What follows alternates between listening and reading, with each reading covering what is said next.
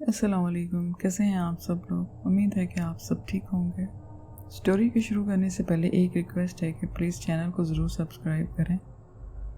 یہ سٹوری ایک army officer کی ہے، میں آپ کو انہی کی زبانی سناتی ہوں۔ یہ ایک سچا واقعہ ہے جو میرے ساتھ پیش آیا تھا۔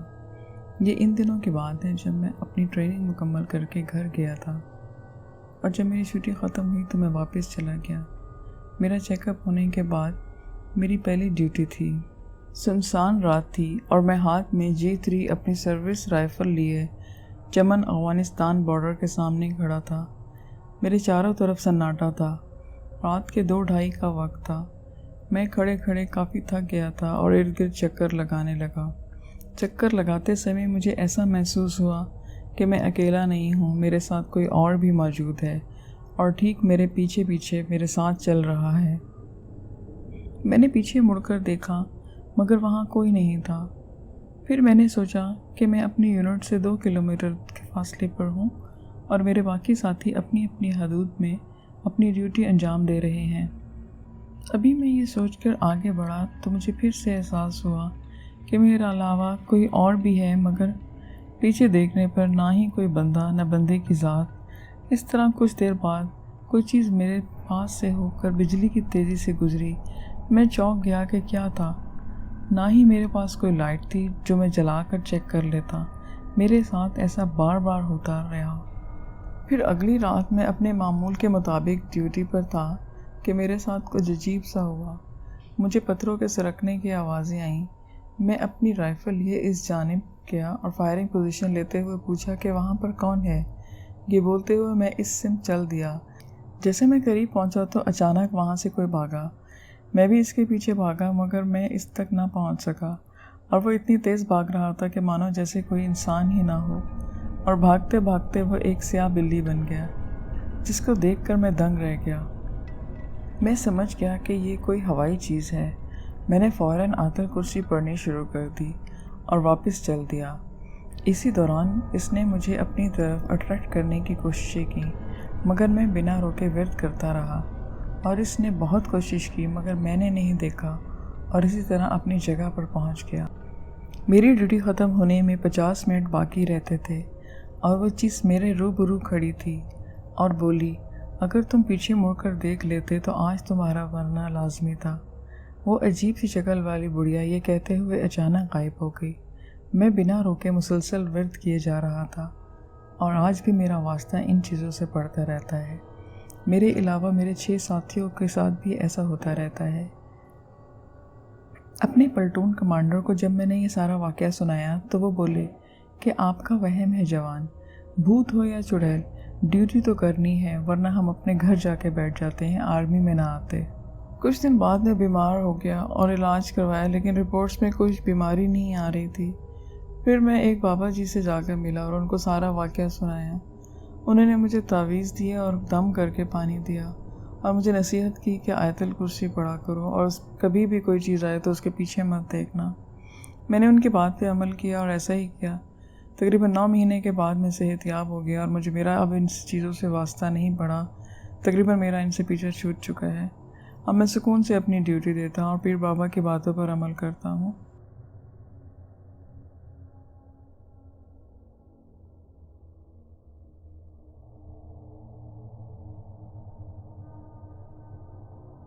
یہ اس وقت کا قصہ ہے جب آبادی اتنی زیادہ نہیں تھی اور نہ ہی آمد و رفت کے لیے سواری کا انتظام تھا۔ لوگ زیادہ تر پیدل سفر کرتے تھے، چاہے سفر کرنے میں 3-4 گھنٹے ہی چلنا پڑے۔ ہمارے گاؤں کی ایک لڑکی کی شادی ہمارے ہی گاؤں میں ہوئی، مگر اس کا شوہر رشید ساتھ والے گاؤں میں زمینوں پر کام کرتا تھا، اس لیے وہ اپنے سسرال کے بجائے اپنے شوہر کے ساتھ دوسرے گاؤں میں رہنے لگی۔ ایک دن اس کے میاں کی طبیعت خراب ہوئی، اور وہ اللہ کا ایسا کرنا ہوا کہ اس کے گھر والوں کو اطلاع دینے کی نوبت بھی نہ آئی، اور اس کا شوہر اللہ کو پیارا ہو گیا۔ دوپہر کا وقت تھا، اس لیے لڑکی کو مجبوراً میاں کی لاش اکیلے چھوڑ کر خود ہی گاؤں اپنے میکے اور سسرال والوں کو بتانے جانا پڑا۔ وہ روتی ہوئی وہاں سے چل پڑی۔ گاؤں کا فاصلہ پیدل 3 گھنٹے کا تھا۔ اس دوران وہاں گاؤں سے اس کے شوہر کا ایک دوست غلام رسول اچانک اپنے دوست سے ملنے آ گیا۔ غلام رسول گھر کے دروازے پر پہنچا تو اس نے آواز دی۔ رشید نے اندر سے کہا آ جاؤ، اندر ہی آ جاؤ۔ جب غلام رسول گھر میں داخل ہوا تو اس نے دیکھا کہ رشید چارپائی پر چادر اوڑھے لیٹا ہے۔ غلام رسول نے پوچھا کیا بات ہے، خیریت ہے نا؟ رشید بولا ہاں بس کچھ طبیعت ٹھیک نہیں ہے۔ غلام رسول نے پوچھا بھابھی کہاں ہے، مجھے تو بہت سخت بھوک لگی ہے۔ رشید نے کہا گاؤں گئی ہے اور کھانا بنا کر گئی ہے، تم بیٹھو میں تمہیں کھانا دیتا ہوں۔ اس زمانے میں گھروں کے کمروں میں دیواروں پر کیلے لگا کر ان پر لکڑی کے تختے لگاتے تھے اور اس پر برتن سجائے جاتے تھے، اور کھانے پینے کا سامان بھی بلیوں سے بچانے کے لیے وہاں اونچائی پر رکھ دیتے تھے۔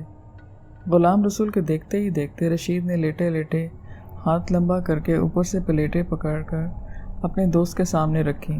جب غلام رسول نے یہ سب دیکھا تو اس کے رونگٹے کھڑے ہو گئے۔ وہ سمجھ گیا کہ کچھ نہ کچھ گڑبڑ ہے، فوراً وہاں سے نکل جانا چاہیے۔ اس نے رشید سے کہا اچھا میں چلتا ہوں، مجھے ایک ضروری کام یاد آ گیا ہے۔ مگر رشید نے کہا بیٹھ کر کھانا کھاؤ۔ جب غلام رسول نے دیکھا کہ میں مشکل میں پڑ گیا ہوں تو اس نے کہا اچھا میں ضرورت سے فارغ ہو کر آتا ہوں۔ رشید نے کہا ٹھیک ہے، تم اپنی پگڑی کا ایک سرا اپنے پاؤں سے باندھو اور دوسرا سرا میرے ہاتھ میں پکڑاؤ، پھر ضرورت سے فارغ ہونے جاؤ۔ مجبوراً غلام رسول کو ایسا ہی کرنا پڑا۔ جیسے ہی وہ کمرے سے باہر آیا اس نے پگڑی کا سرا اپنے پاؤں سے کھولا اور باہر کی طرف دوڑ لگا دی۔ کافی دیر تک وہ بھاگتا رہا۔ جب سانس لینے کو ٹھہرا تو اسے دور سے رونے کی آوازیں آنے لگیں، کیونکہ رشید کی بیوی اپنے میکے اور سسرال والوں کو لے کر آ گئی تھی۔ جیسے ہی غلام رسول نے دیکھا فوراً ان لوگوں کی طرف دوڑ لگائی اور ان کو سارا قصہ سنایا اور ان کو ساتھ جانے سے انکار کر دیا، لیکن سب کے حوصلہ دینے پر وہ ان کے ساتھ چل پڑا۔ جب وہ گھر کے اندر پہنچے تو دیکھا کہ سب کچھ ویسے کا ویسا ہے جیسے رشید کی بیوی چھوڑ کر گئی تھی۔ کھانے کے برتن اپنی جگہ سجے ہوئے ہیں۔ غلام رسول کی پگڑی چارپائی پر موجود تھی، مگر پگڑی کا ایک سرا رشید کے ہاتھ میں اور رشید کی لاش آدھی چارپائی پر اور آدھی زمین پر لٹکی ہوئی تھی۔ یہ راز آج تک نہیں کھلا کہ کیا جب رشید کی بیوی گاؤں جانے کے لیے نکلی تو کیا رشید اس وقت زندہ تھا اور جان کلی کے عالم میں اس نے چارپائی سے اترنے کی کوشش کی مگر موت نے اسے مہلت نہ دی۔ اگر اس بات کو مان لیا جائے تو پھر سوال یہ تھا کہ غلام رسول کی پگڑی کا سرا رشید کے ہاتھ میں کیسے آیا؟ کہا جاتا ہے کہ جب کوئی میت ہو جائے تو کبھی بھی میت کو اکیلے نہیں چھوڑنا چاہیے، کوئی نہ کوئی میت کے پاس ضرور ہونا چاہیے جو کہ قرآنی آیات کا ورد کرتا رہے، ورنہ شیطانی طاقتیں جو ہر وقت فضا میں موجود ہوتی ہیں وہ ایک خالی جسم دیکھ کر اس پر قبضہ جما لیتی ہیں۔ تو لسنر کیسی لگی آپ کو یہ کہانیاں؟ امید کرتی ہوں کہ پسند آئی ہوں گی۔ پھر کل ملیں گے نئی سٹوریز کے ساتھ۔